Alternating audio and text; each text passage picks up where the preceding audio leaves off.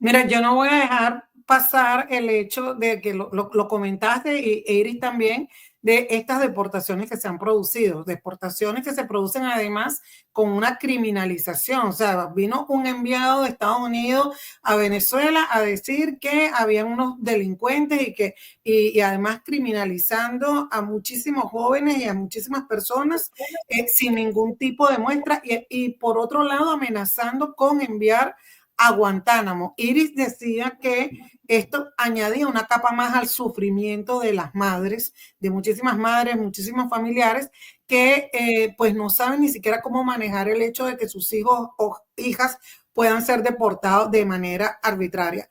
¿Cómo están viendo qué actuación puede tenerse desde una perspectiva de derechos humanos estas deportaciones que se están haciendo desde Estados Unidos?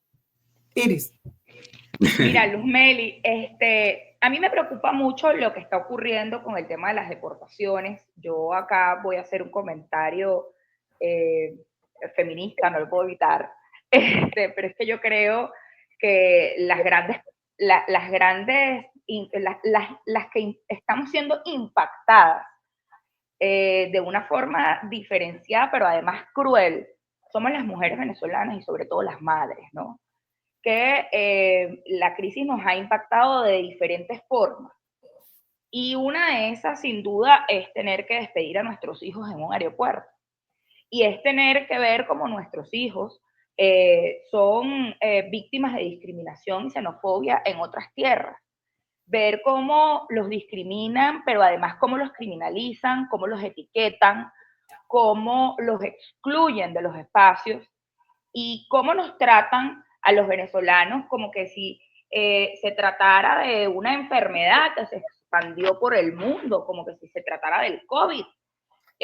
Cuando los venezolanos, la realidad es que somos, los venezolanos y las venezolanas somos personas muy trabajadoras, que a los países a los que vamos lo hacemos poniendo nuestro grano de arena y la mejor de nuestras voluntades para salir adelante y somos los que pagamos impuestos en los otros países, somos los que pagamos las tarjetas de crédito en los otros países, porque sabemos lo que no es tener, lo que es no tener eso en nuestro país y entonces lo valoramos en los otros países, valoramos el tener crédito, entonces no nos atrasamos.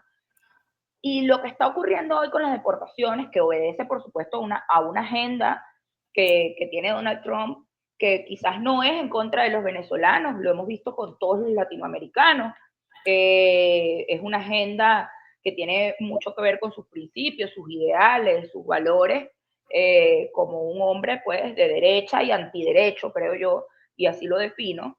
Pero nos añade una problemática, y una de las problemáticas que nos añade es que todos esos venezolanos que están retornando, no porque quisieron retornar, sino porque los están obligando a retornar, la mayoría no tiene acá posiblemente a dónde llegar porque vendieron sus casas.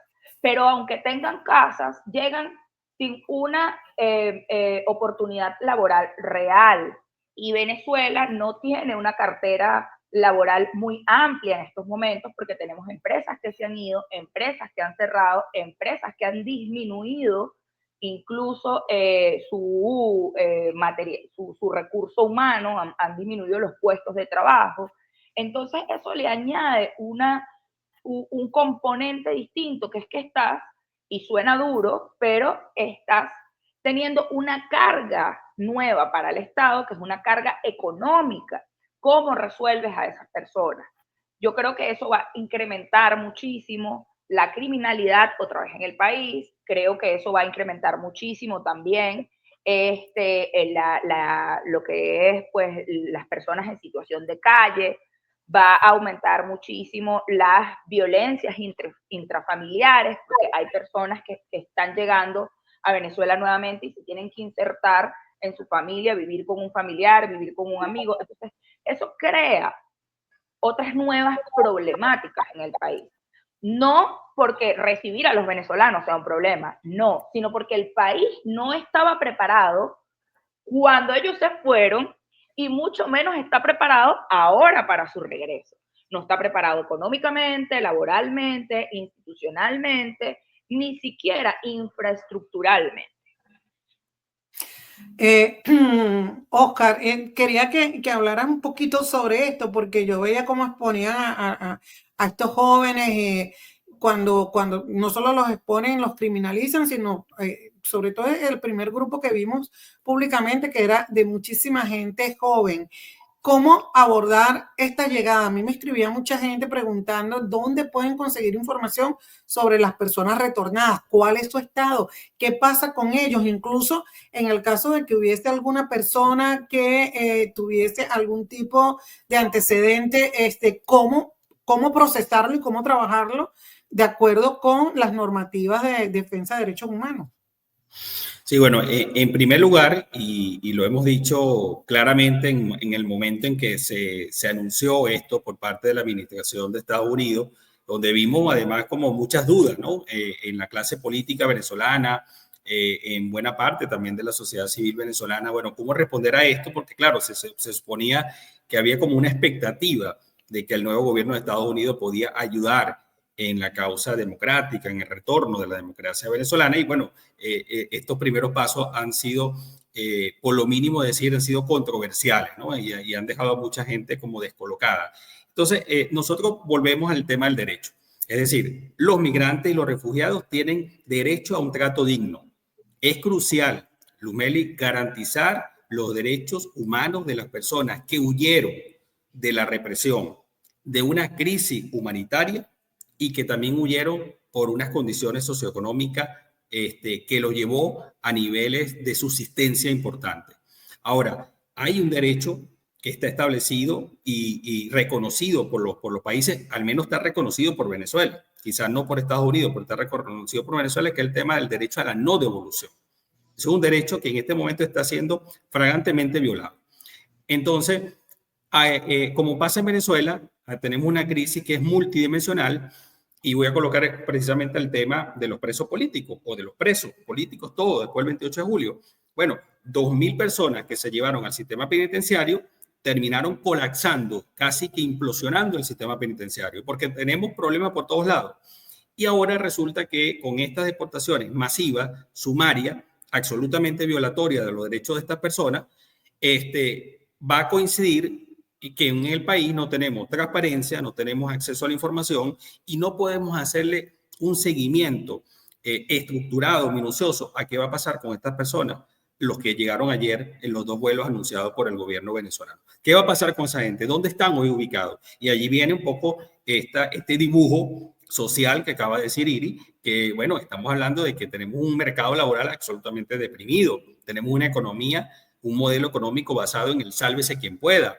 Hemos tenido un incremento importante de la inflación en los últimos meses, el aparato productor está muy pequeño. ¿Cómo vamos a recibir nosotros a esas personas? ¿Dónde se van a insertar en el mercado del trabajo? Pero además me preocupa mucho aquellos que vienen con supuestos antecedentes penales, ¿a dónde van a ser llevados?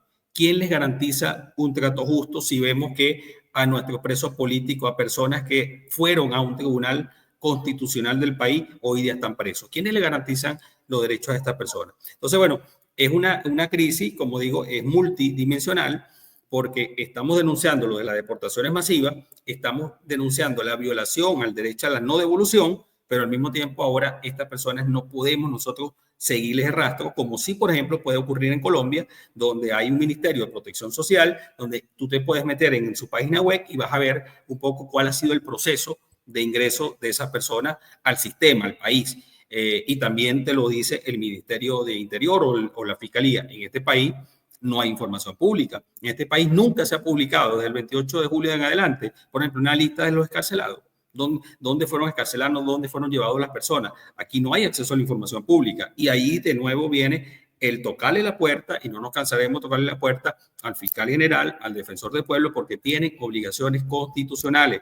Y la historia está pasando registro de todo esto. Entonces, yo creo que no son situaciones realmente muy, muy alarmantes y yo creo que más allá, Lumeli, de nuestras posiciones ideológicas, políticas, partidistas, de nuestras expectativas frente a la resolución de la crisis política en Venezuela, nosotros tenemos que fijar una posición firme y determinante frente a esta clara violación de derechos humanos que está cometiendo Estados Unidos, pero con la complicidad y, digamos, la venia, en este caso de las autoridades venezolanas, como lo hemos estado viendo.